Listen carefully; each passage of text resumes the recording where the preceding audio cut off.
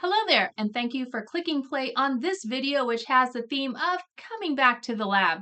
Hi, I'm Helene Segura, and I'm a time management fixer.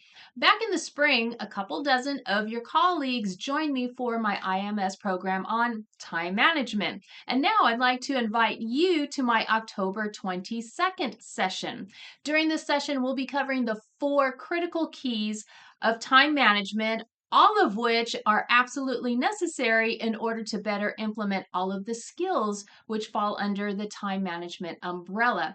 In addition, just for you in the computing lab, Clea Marples and Heather Wilson of IMS are putting together a very special follow-up program. And this follow-up program will be only for you and your colleagues, so we can dig into the challenges that occur when you are working in a matrix. Not the matrix with Neo and Trinity, but a matrix. And at some times you might have very low levels of work, and then all of a sudden you're completely swamped.